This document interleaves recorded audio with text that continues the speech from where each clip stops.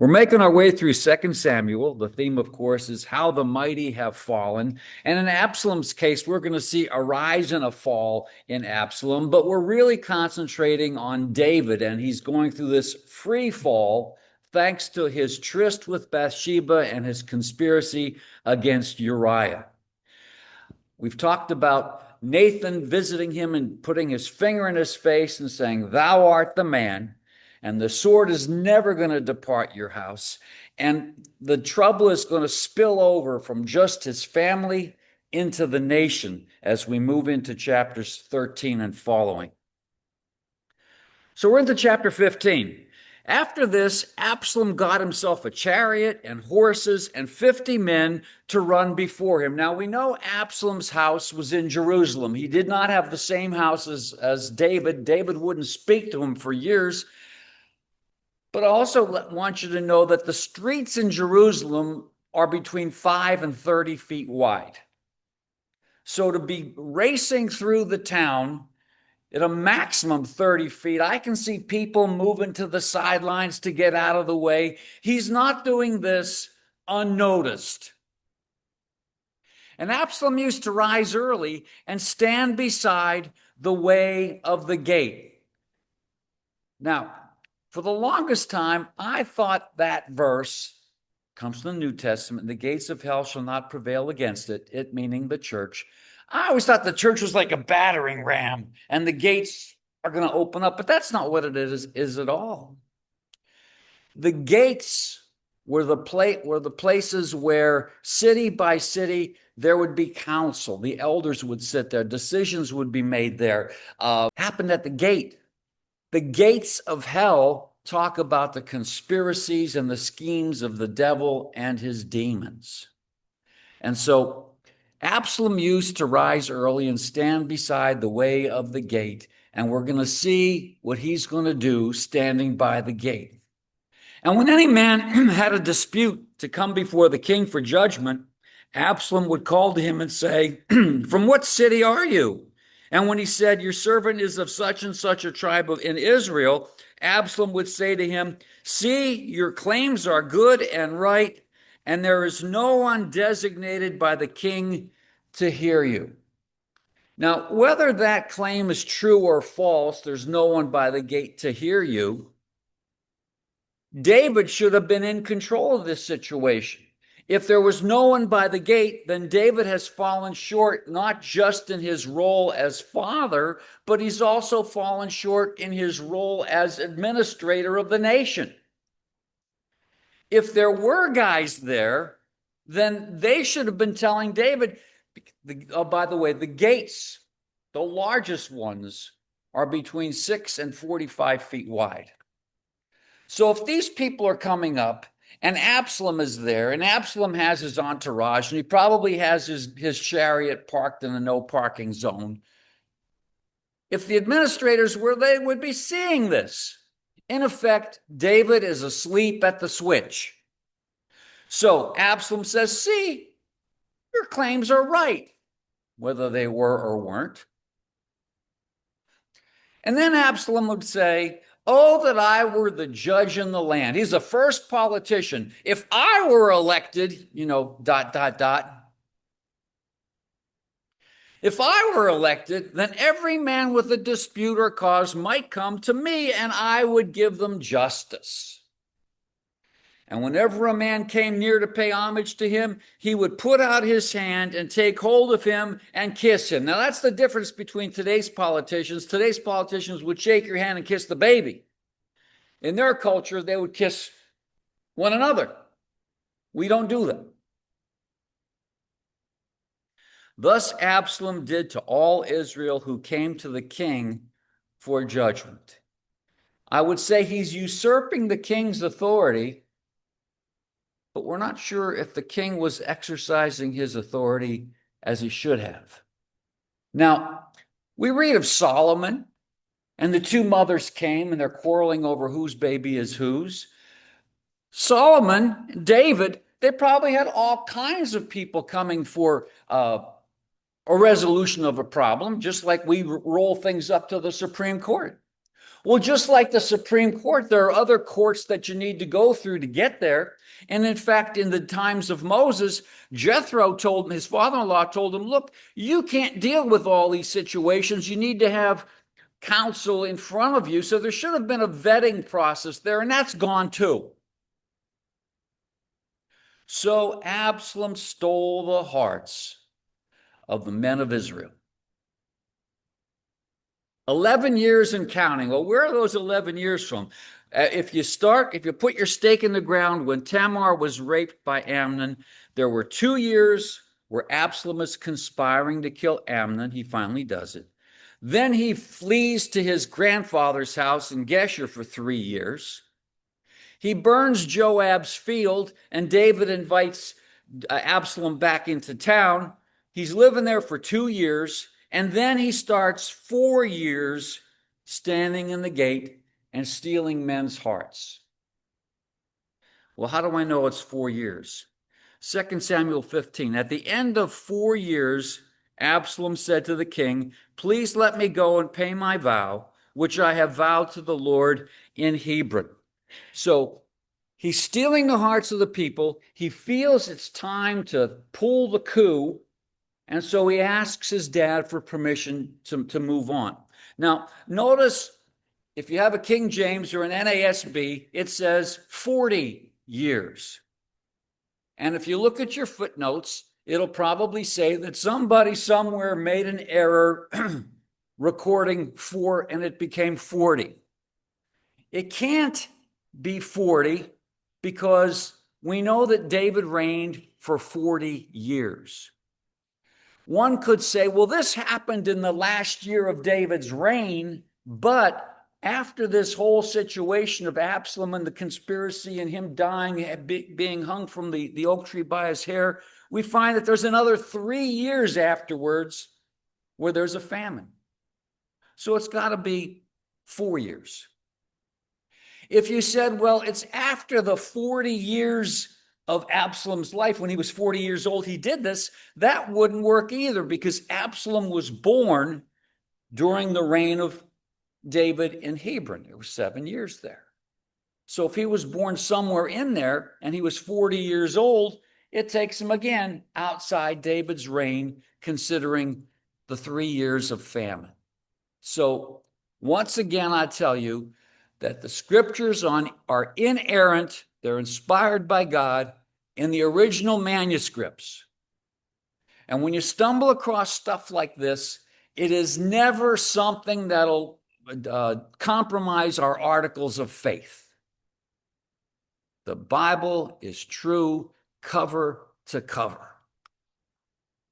I want to concentrate on where he's going to go, to Hebron. Hebron means fellowship. So that's another one of those ironic terms, because it was at Hebron where Abram separated. He broke fellowship with Lot. Lot went down to the green in Jordan, and Abraham stayed as a nomad. It was a city of refuge. There were 6 cities of refuge set up by Moses at the command of God, where if somebody were guilty of manslaughter, which happened with Abner, he involuntarily killed Asahel. So it's a city of refuge. Absalom wasn't going there for refuge. He was going there to overthrow the king. It was a site where David was anointed king of Israel.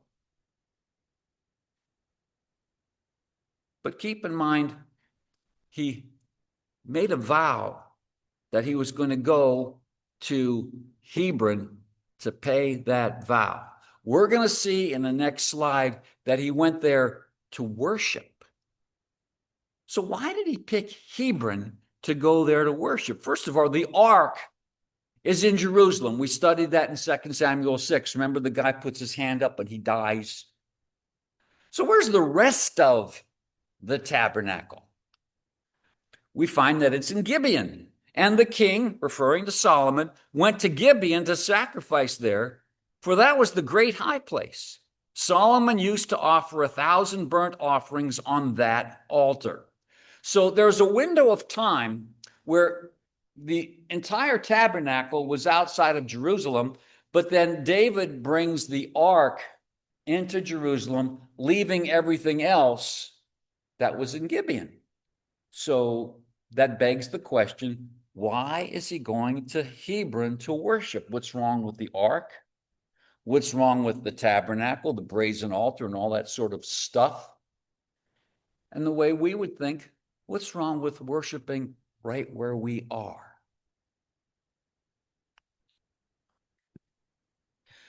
For your servant vowed a vow while I lived at Geshur in Aram, saying, if the Lord will indeed bring me back to Jerusalem, then I will offer worship to the Lord. That tells me that he wasn't worshiping in Geshur. He was just a fugitive. And the king said to him, go in peace. So he arose and went to Hebron. But Absalom sent secret messengers throughout all the tribes of Israel.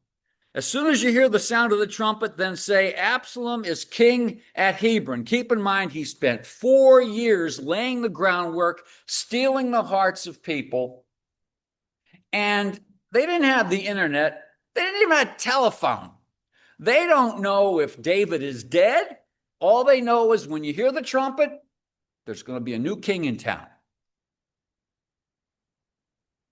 With Absalom went 200 men, his bodyguards from Jerusalem, who were invited guests, and they went in their innocence and knew nothing. And while Absalom was offering the sacrifices, there's no altar there. Why is he in Hebron? While he's offering sacrifices, he sent to Ahithophel, the Gilonite, David's counselor from his city Gilo. Now, one of the reasons that Saul fell out of favor with God was he went outside his kingly position and stepped into a priestly job by offering sacrifice. So Absalom is way out of the will of God. But I want to concentrate on this guy, Ahithophel. Ahithophel has got to be unstable. James tells us that a double-minded man is unstable in all his ways. Who would name their child brother of folly? Unless his older brother they named Folly, and who would do that? But all these names mean something. And the conspiracy grew strong, and the people with Absalom kept increasing. So who is Ahithophel? First of all, he was a friend of David. For it is not an enemy who taunts me, then I could bear it. It is not an adversary who deals insolently with me, then I could hide from him. But it is you, a man, my equal, my companion, my familiar friend. We used to take sweet counsel together within God's house. We walked in the throng. I'm going to jump ahead of myself and say this. Ahithophel was an esteemed counselor. When he said something, it's like the old E.F. Hutton commercials. When E.F. Hutton speaks, the people listen. That was Ahithophel. And he was David's friend and counselor. So why would Ahithophel turn? He was an esteemed counselor. We see this in chapter 16. Now, in the days, the counsel that Ahithophel gave was as if one consulted the word of God. So was all the counsel of Ahithophel esteemed by both David and by Absalom. So he was an esteemed counselor. He was a friend of David. But he happened to be the grandfather of Bathsheba. Now let's think about this. Here's 2 Samuel 11. David sent and inquired about the woman, and one rose said, is not this Bathsheba the daughter of Eliam? And Eliam is the son of Ahithophel. Now, I have a granddaughter, Grace, she sings, and she's married to Will. Now, if Will were killed, that's what happened to Uriah, he died in battle, I would be brokenhearted, right? I'm a friend of David, and David goes ahead and says, oh, Bathsheba's pregnant. I'll just take her on.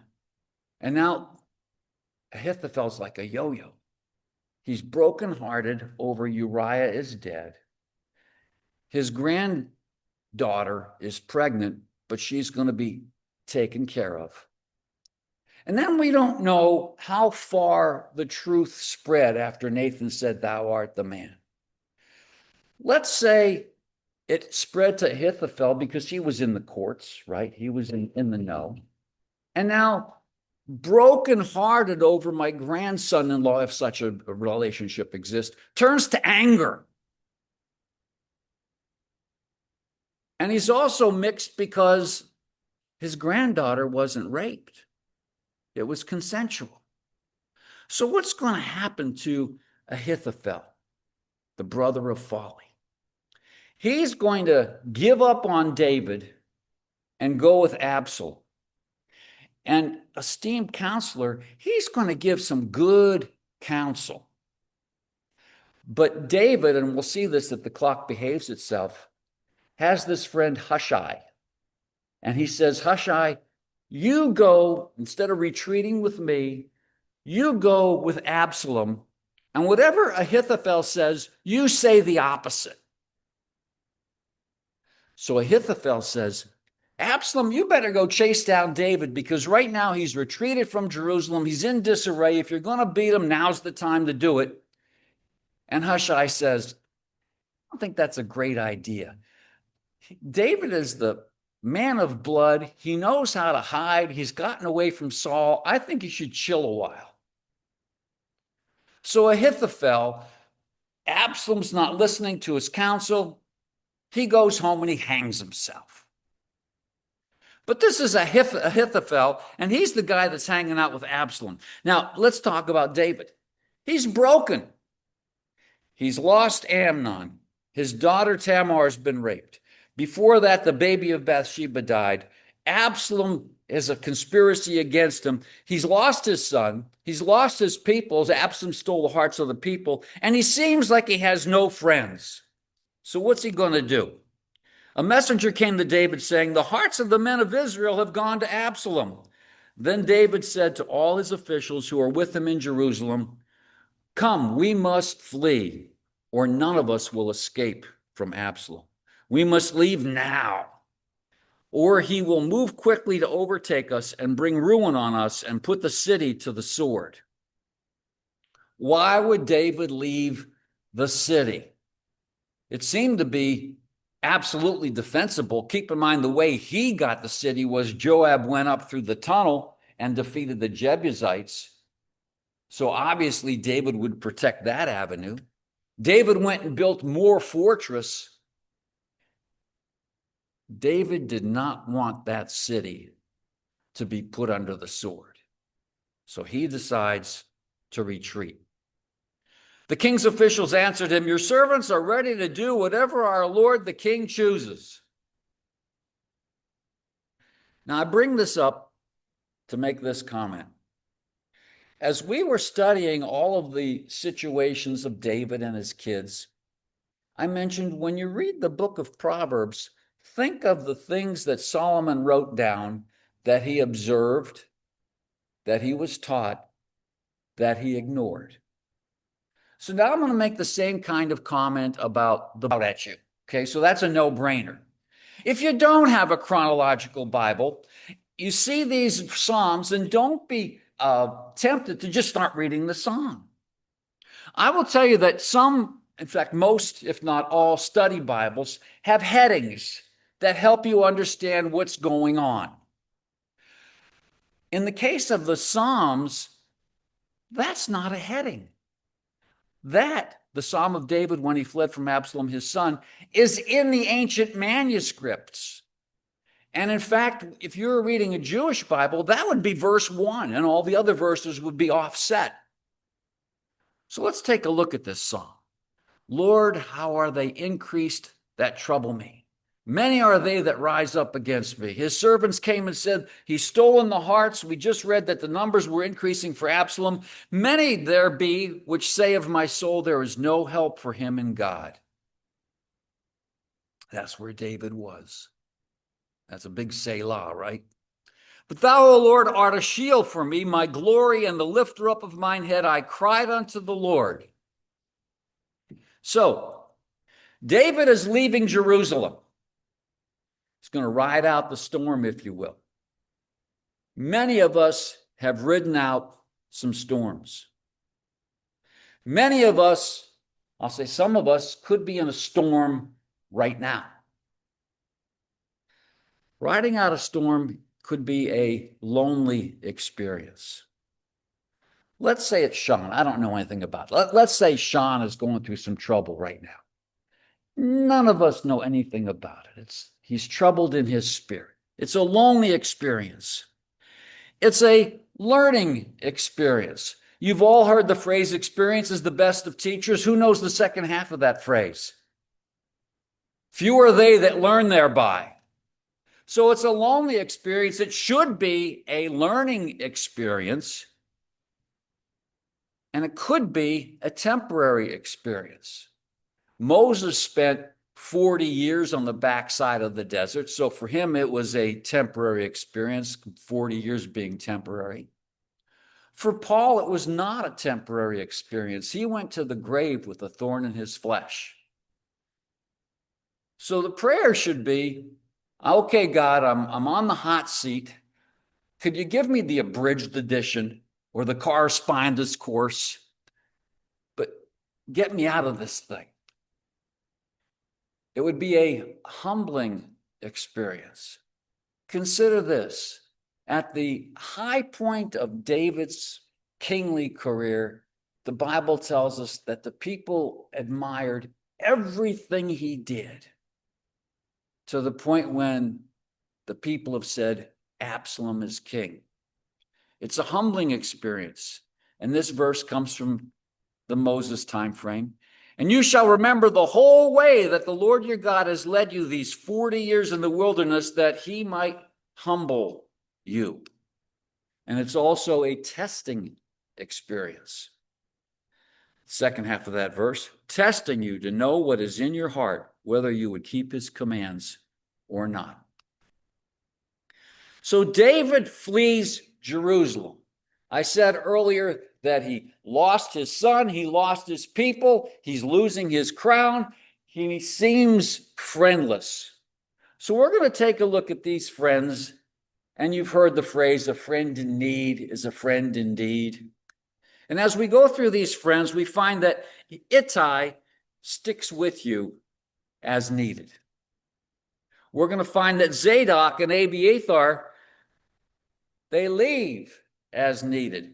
David's going to send them back to Jerusalem, and they're going to say, we're going to get to Hushai shortly. Hushai is going to learn some things. He's going to tell you, you can't leave Jerusalem because you're high profile, but you tell your sons and they're going to come tell me.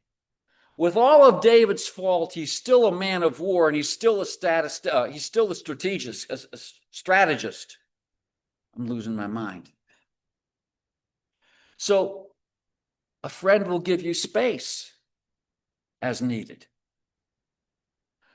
A friend will hush or speak as needed. I love that guy's name, Hush.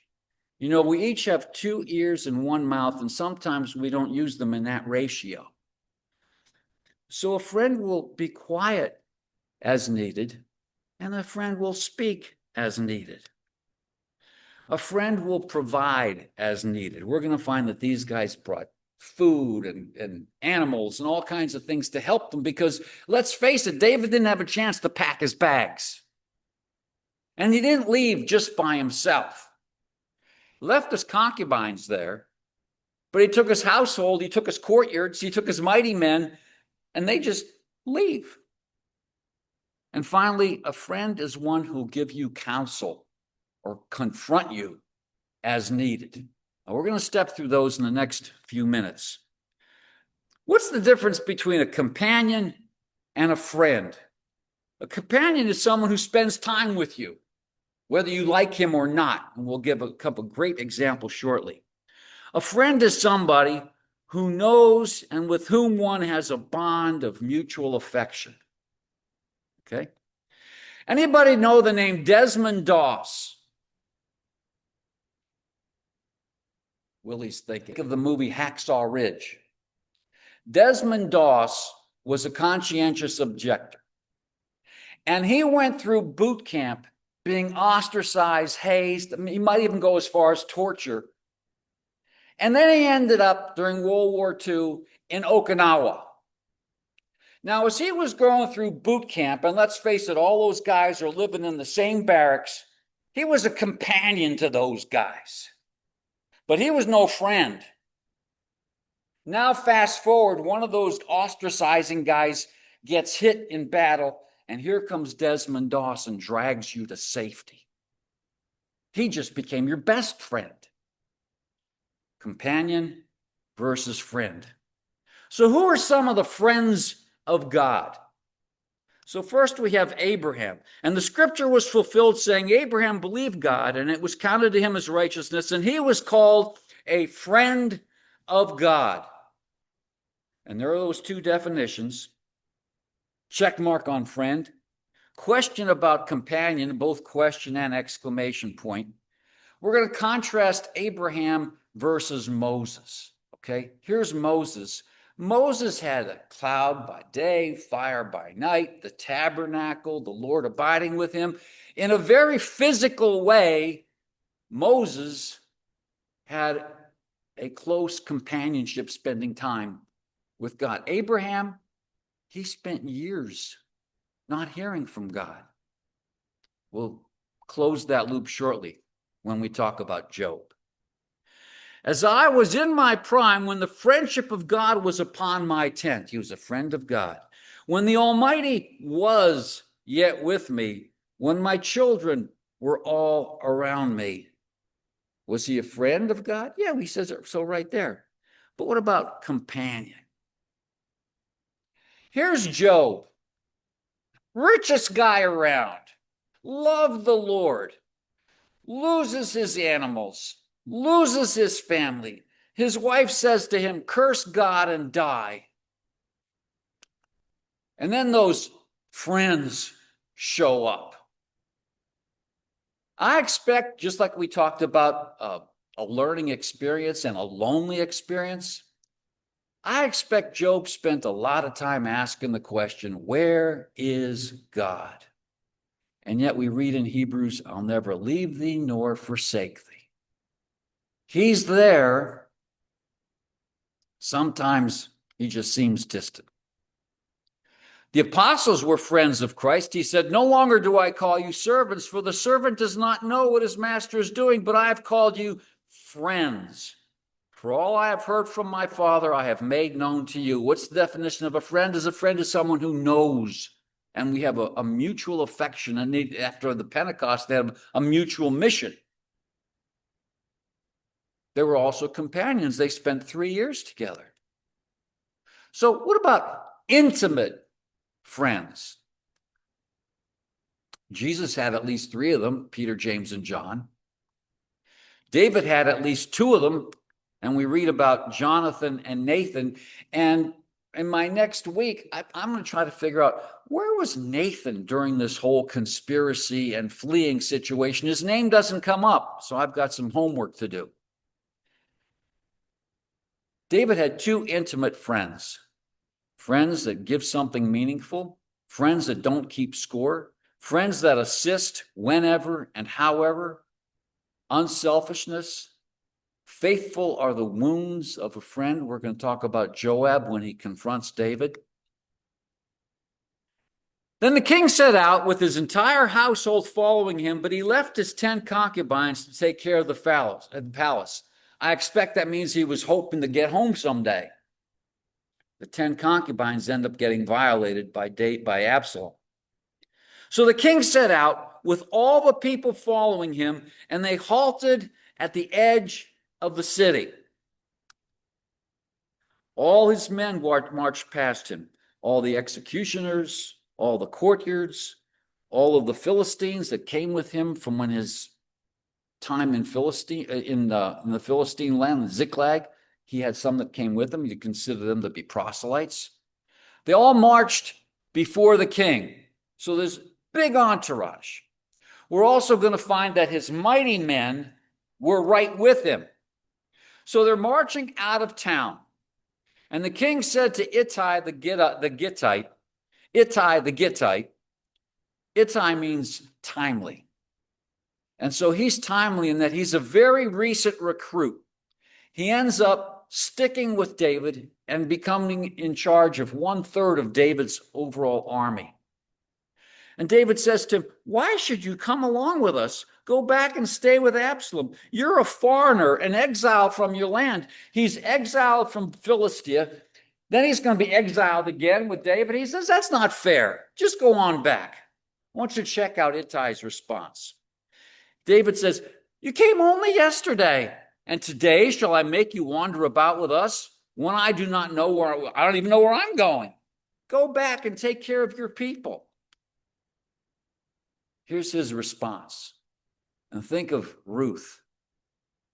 Ittai replied to the king, "As surely as the Lord lives, and as my lord the king lives, wherever my lord the king may be, whether it means life or death, there will be your servant." What did Ruth say? This is some of the most beautiful prose in the English language, in the Hebrew language. "Do not urge me to leave you or to return from following you, for where you go, I will go. Where you lodge, I will lodge. Your people will be my people, and your God will be my God." David said, "Okay, you can hang in there with us. Let's go."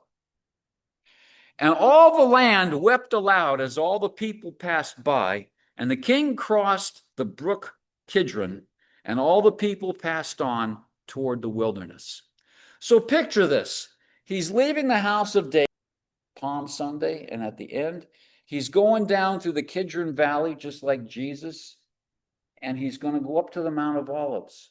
So talk about a contrast with David, with Jesus. Jesus is going to come to be crowned king, and David is leaving, losing his crown.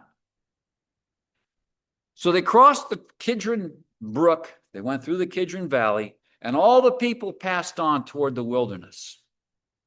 And so Ittai is the friend who's going to stick with you through thick and thin.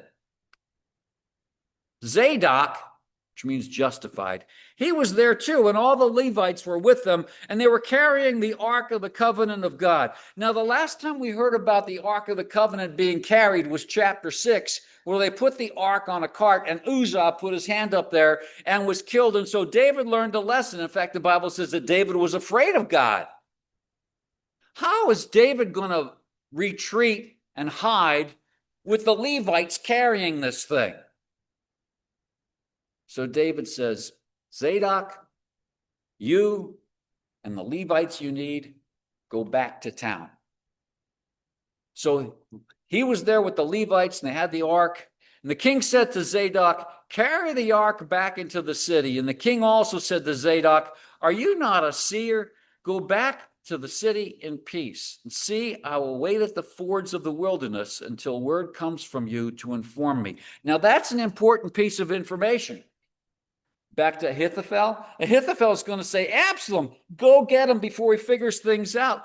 And Zadok knows where he is, and he's going to be there until he hears from Zadok. So Zadok is a friend who'll separate himself as the needs be. When David was coming to the mount, it'd be the Mount of Olives because he's going in that direction, getting away from Jerusalem. As David was coming to the summit where God was worshipped, behold, Hushai, which means quick and silent, the Archite, came to meet him with his coat torn and dirt on his head. So Hushai wasn't even in Jerusalem. He wasn't one of the courtiers. David said to him, "If you go on with me, you will be a burden to me." I don't know why it'd be a burden. The Bible doesn't say. "But if you return to the city and say to Absalom, 'I will be your servant, O king, as I have been your father's servant in time past, now I will be your servant. And then you will defeat for me the counsel of Ahithophel.' And David said, 'O Lord, please turn the counsel of Ahithophel into foolishness.'" So that was Ahithophel up until that point. He was an esteemed counselor. So Hushai is going to counter Ahithophel. "Are not Zadok and Abiathar the priests with you there?" He's sending all three of them and the ark back. "So whatever you hear," Hushai, listen, "whatever you hear from the king's house, tell it to Zadok and Abiathar, and they'll send their sons, and they're going to send the message to me." So Hushai, David's friend, came into the city just as Absalom was entering the city. So you can picture that. David's leaving through the eastern gate. Since Hebron is south, Absalom is coming up from the south, and they're both coming to the city at the same time. So Hushai is going to exercise the ratio of ears to mouth, 2-1. And when David came to Mahanaim, 2 camps, and we've studied those 2 camps, whether it was Jacob with the humans and the angels, or it was Saul. 3 guys show up: Shobai, Machir, and Barzillai. Shobai means captor. Machir means knowing. Now keep in mind, he's coming from Lodabar. That's where Mephibosheth was before he was brought down into David's court. We're going to talk about Mephibosheth shortly. And Barzillai, 80 years old, but made of iron, sort of like Jack LaLanne. And they brought beds and basins and earthen vessels, wheat, barley, flour, parched grain, beans, lentils, honeys, curds, sheep, cheese, for David and the people with them to eat. For they said, the people are hungry and weary and thirsty in the wilderness. They didn't sit down at the king's table before they had to get out of time. They just got up and left. And so here you see friends of practicality, friends that are taking care of the physical needs. Now we're going to jump ahead because I want to complete the notion of his friends. The death of Absalom. David is going to hit rock bottom. The king was deeply moved when he heard about Absalom's death and went up to the chamber over the gate, and he wept. And as he went, he said, oh, my son Absalom, my son Absalom, would I had died instead of you. Oh, Absalom, my son, my son. Jonathan hears this and he says this, arise, go out and speak kindly to your servants, for I swear by the Lord, if you do not go, not a man will stay with you this night, and this will be worse for you than all the evil that has come upon you from your youth until now. He was telling David that you are mourning so much over Absalom, and your soldiers were about to have civil war, and we snuffed out Absalom. You need to go and settle this thing, or it's going to be worse. And so you see, Joab confronts as needed. So the king arose and took his seat in the gate. Joab was a friend who was willing to confront. The book of Proverbs says that we should trust the wounds of a friend. So, the truth about true friends. Friends are not optional. They're essential. Friends are not automatic. They must be cultivated. Now, that's kind of an interesting point because Ittai just showed up. But Ittai showed right off the bat that he was going to be loyal to David. But it was over time when David trusted him to the point where he is going to make him in charge of 1/3 of his army. Friends are not neutral. They have an impact on our lives. Friends come in varying degrees, some more significant roles than others. And so what is a friend? We have acquaintances. Now, I don't know if you have this problem, but I have this problem. I could be worshiping with somebody for 30 years. You know, I sit over there and I don't straighten my neck, okay? And I see this person in the grocery store and I say, I know this person from somewhere.